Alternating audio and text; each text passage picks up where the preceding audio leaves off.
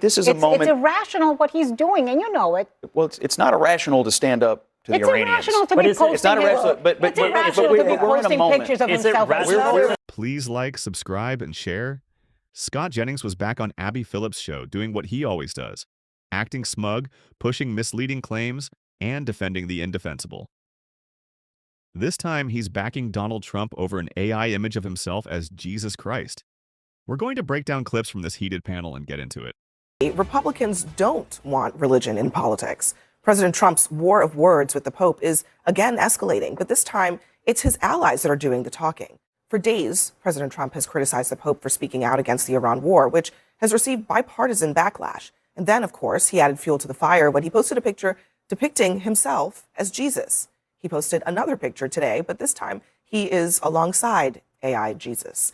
The Pope continues to advocate for peace, even doing so again tonight, while Republican officials are lecturing him on all things theology and doctrine. Now, we can, of course, have disagreements about whether this or that conflict is just, but I think that it's important, in the same way that it's important for the Vice President of the United States to be careful when I talk about matters of public policy, I think it's very, very important for the Pope to be careful when he talks about matters of theology. Well, you've got to make sure it's anchored in the truth. The Pope needs to keep his business into leading his flock, so to speak, leading the church, and probably stay out of the political arena. He doesn't need to be getting involved in the political arena. Go lead your church. I didn't elect the Pope to be president. A pontiff or any religious leader can say anything they want, but obviously if you wade into political waters, I think you should expect some political response, and I think the Pope's received some of that. It's not clear when a life and death war became just politics. But here we are in this moment for the church and state and war.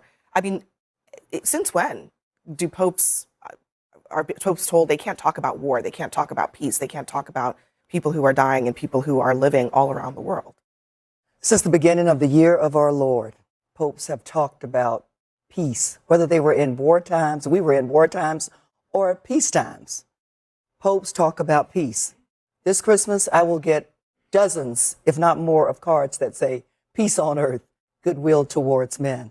I'm not really sure what is going on in this country, but we have a lot going on. And to say the Pope needs to be careful when he's discussing theology just makes no sense to me. It just really doesn't. The Pope is doing what popes do. And, you know, the president wants a Nobel Peace Prize. He talks about wars that he's stopped around the world. Isn't that about peace? So I'm not sure what we're doing. Remember, he doesn't need the Nobel Peace Prize. He already got that prize from FIFA. As a practicing Catholic, I know that the Vatican doesn't operate in our political paradigm. It's in the divine spiritual realm. So when the Pope sounds like the UN spokesperson saying no confrontation, no conflict, only peacekeeping, only diplomacy, that is totally normal. However, we learned this lesson with Pope Francis, who waded into politics probably more than any other Pope before him, at least in terms of our modern politics. You do have to care about precision and exactitude as the successor to Peter, as someone who is informing the opinions of so many lay Catholics. So when you say, as the Pope, and I say this as a practicing Catholic, that God does not hear the prayers of those who wage war, that is a bit precarious and does risk confusing practicing Catholics, because does that mean the war to fight Hitler in World War II, was that? Please like, subscribe, and share. Okay, I've got to pause here for a second. I was raised Catholic and went to Catholic school. I'm not claiming to be an expert, but one thing was always drilled into us. The Pope's authority mattered. Not pick and choose, not only when it's convenient. Now, to be fair, the idea of papal infallibility doesn't mean everything the Pope says is automatically the Word of God. It specifically applies to very rare formal teachings on faith and morals. But growing up, that nuance wasn't exactly emphasized. We were taught to take the Pope seriously. That's why what's happening now feels so inconsistent. When Pope Francis says something that aligns with certain political views, suddenly it's inequality and unquestionable. Things some right-wing voices on issues like compassion, he's dismissed as just a guy with an opinion. It starts to feel like people are making up the rules as they go along. One minute the Pope's authority is absolute, the next minute it depends on whether you agree with him. Am I the only one who finds that frustrating? If you grew up Catholic or went to Catholic school, what were you taught about the Pope and infallibility? And that to say that he should be a little bit more precise, that's not like this. Okay, but it's rather rich. It's rather rich for... Before you jump in, Anna, there is actual clarity from the Catholic Church on this, to your point. And the Bishop James Massa, the Doctrine Committee Chair, so this is straight from the Catholic Church, says, a constant tenet of that 1,000-year tradition is a nation can only legitimately take up the sword in self-defense once all peace efforts have failed. That is, to be a just war, it must be a war of defense against another who actively wages war, which is what the Holy Father actually said.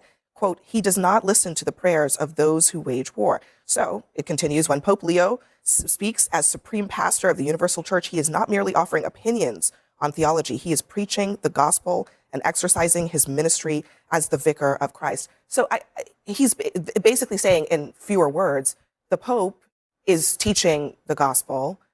He is speaking literally what the just war theory is. And I guess my question to you is, do you think that J.D. Vance knows more about Catholic theology than the Pope? Well, like, I hear what you're saying about just war theory. That was created by St. Thomas Aquinas and St. Augustine. And what you're saying is that it has to be proportionate to the I'm actual not saying threat. it, just to be clear. No, that is Catholic what just war theory is. But it's also up to lay Catholics, according to the Vatican II Council, Second Vatican Council, to decide what that means for temporal matters. Just because the Pope makes some sort of dictate on political issues, that's not a religious proclamation. I too am a Catholic, not a very flawed one.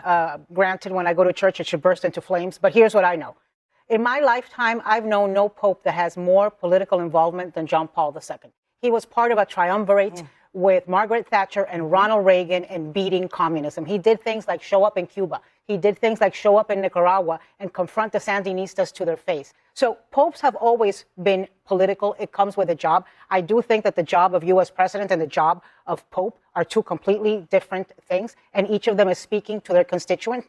I think it's ridiculous that we're having like a rational conversation and debate here about theology, because the insane, decrepit, senile old man who's in the White House is posting pictures of himself, posing like Jesus, and attacking the Pope. This is, and I think it's rather rich and ridiculous and ironic for J.D. Vance, who is the vice president, to the president who is the least careful with words in my lifetime in this country, the man who celebrates death of Rob Reiner and Bob Mueller, the man who cusses on Easter Sunday. For now, J.D. Vance wants people to be careful with their words, or maybe he should tell the guy he works for. Does she have a point about that? Why, first of all, why criticize the Pope and say, you better be careful with your discussion of theology and your use of words, when he doesn't care whether or not his own boss is careful with his words?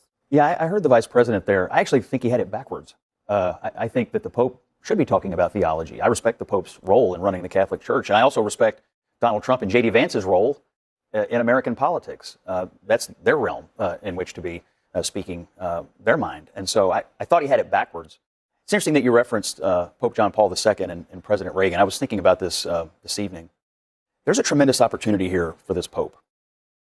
If he would look at it this way: we're in the middle of a ceasefire. This blockade is working. There are no bombs falling. There's diplomacy going on right now. And there is a real chance, because of what Trump has done and the situation we find ourselves in, for the world to bring pressure, economic pressure, and diplomatic pressure, just like what was done in the 80s, to bear against this terrorist regime, just the way it was brought to bear against the Soviets in the 1980s. And so I get the feeling sometimes the Pope might be feeling a little adversarial, at least in some of his comments toward President Trump. I don't know that personally. It's my sense of it. But in this moment where you have, there's no bombs falling right now. There's a blockade. There's some restraint going on, and there's talks going on.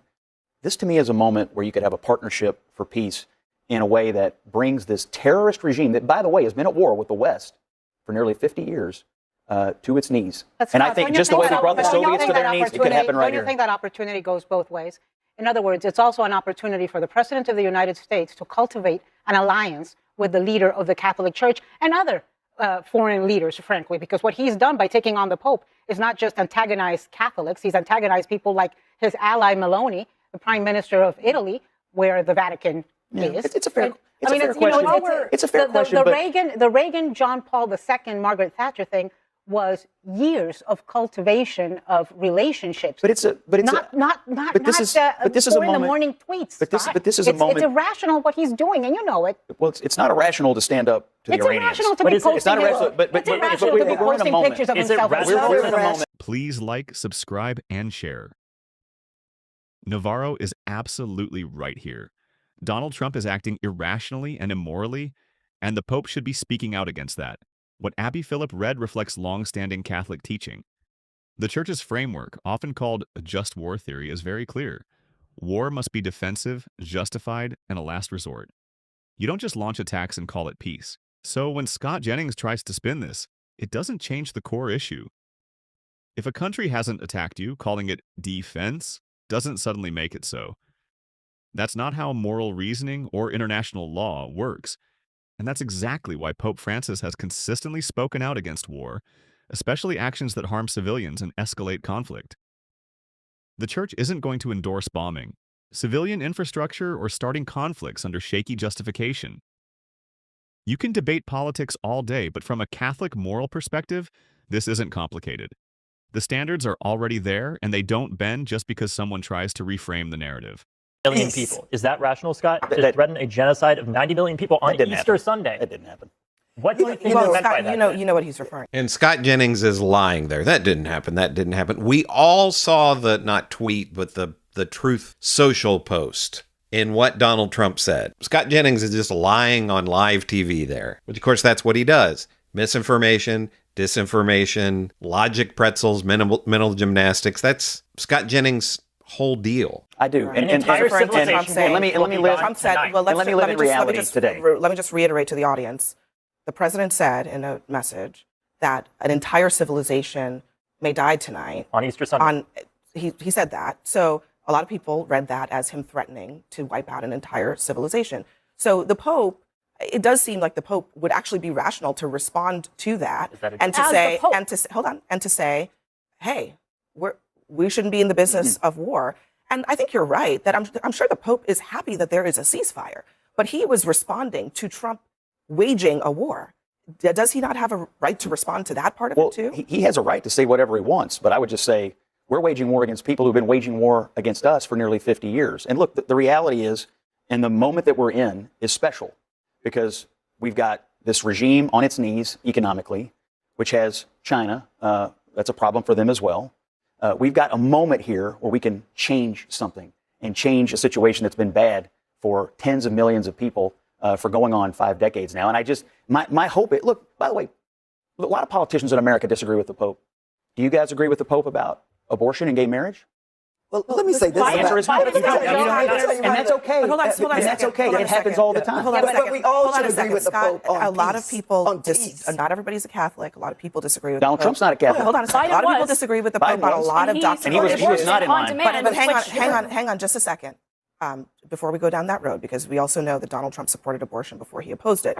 But also, He's been the most pro-life president we've ever had. the response when you disagree with the Pope is very different from what Donald Trump did. What Trump said was, the Pope is weak on crime. The Pope, that part. He's insulting the man rather than just saying we have and to right now, I agree with you, but that's not whitewash a what metric. actually You happened. don't measure the Pope by those political metrics. But and I that's agree one with of the you on most that. interesting However, things. Hold on, Carolyn. I'm not understanding. I mean, I'm just saying Trump's response to his disagreement is not what anybody else's response is. Rather than just saying we disagree, the Pope is, he's a figure of the church. I respect his opinion.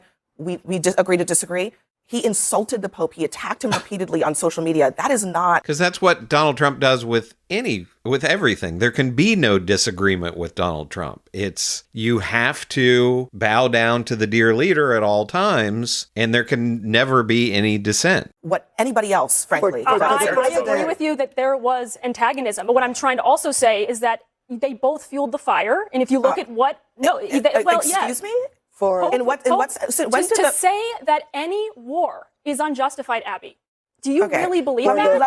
I don't for the Pope to most say Americans that. wouldn't agree with that. Let me just You know what prompted this war? Let me play. What prompted this war? Just a second. Let me just. Please like, subscribe, and share.